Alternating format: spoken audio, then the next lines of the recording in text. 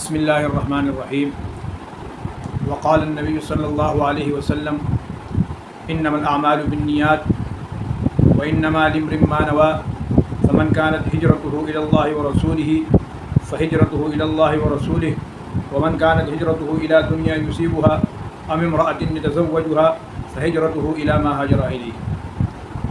نبی کریم صلی اللہ علیہ وسلم کا ارشاد ہے کہ تمام کاموں کا دار و مدار نیتوں پر ہے، اور ہر آدمی کو وہی ملے گا جس کی وہ نیت کرے گا۔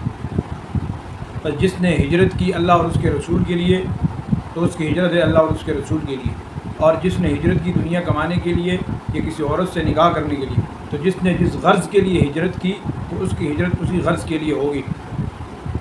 امام شافعی اور امام احمد بن حنبل رحمۃ اللہ علیہ فرماتے ہیں کہ یہ جو حدیث ہے یہ ثلث علم، اور کیونکہ انسان کے جو اعمال ہیں تین قسم پر ہے۔ اول وہ عمل جس کا تعلق دل سے ہے، دوم وہ عمل جس کا تعلق زبان سے ہے، اور تیسرا وہ عمل جس کا تعلق اعضاء سے۔ اس حدیث کا تعلق ان تینوں ہی کے ساتھ ہے، اور امام ابو داؤد رحمۃ اللہ علیہ نے بھی اس کو نصف علم کہا ہے۔ ہم سب کو چاہیے کہ ہم سب ہر وہ کام جو اللہ اور اس کے رسول کے لیے ہو، ہر وہ اچھا کام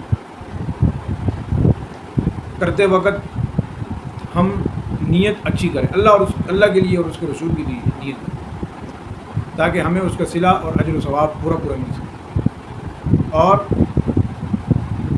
جس چیز کی نیت جس کے مطابق ہوگی وہ عمل اتنا ہی جاندار ہوگا۔